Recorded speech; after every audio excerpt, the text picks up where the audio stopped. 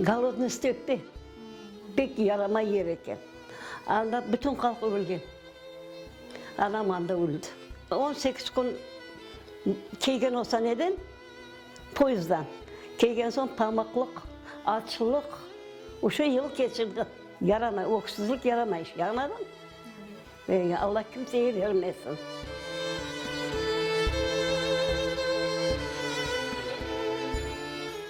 Ben kardeşimin dediğime verdiler, onu tapamadık. Marinki grupa, большой grupalar oldu eken o arada. Больницаларын özünde koyu ekenler, больницадан son ayrı ekenler bala çağay. Bir yere koymay ekenler. Kim bilir onların zakonlarını.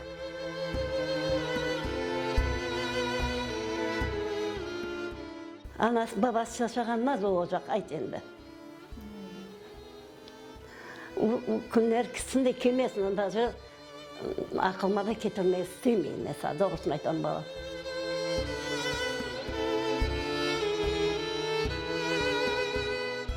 Barğanlar, sorağam, vermegenler.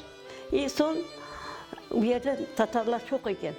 Tatarlardan sorağam, Tatarlar aytqana vermez degen, alıp kaç degenler.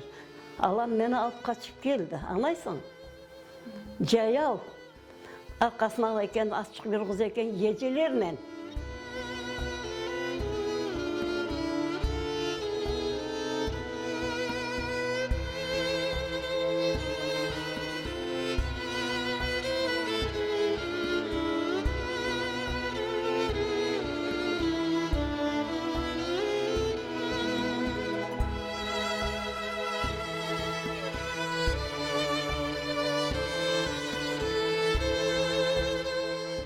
Çıktık kardondan, maşlanla. Tap tepeye çıktık. İki tane bayanı bana vermedi. Nilza zakretti, Nilza zakret. Sinop diyeyim, aşağı çıkındı diyeyim. Benim evim diyeyim, üçüncü ev diyeyim. Bazı посмотрю, обратно вернусь diyeyim. Честное слово diyeyim, ben aytam. Babuşka Nilza, Nilza, Nilza. Birinci varganda koymadılar.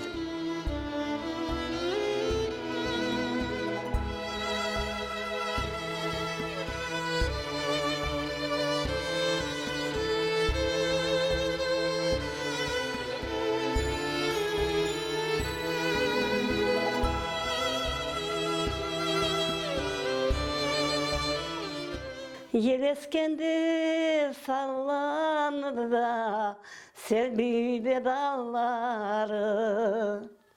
Yel eskendi sallanır da selvide dalları.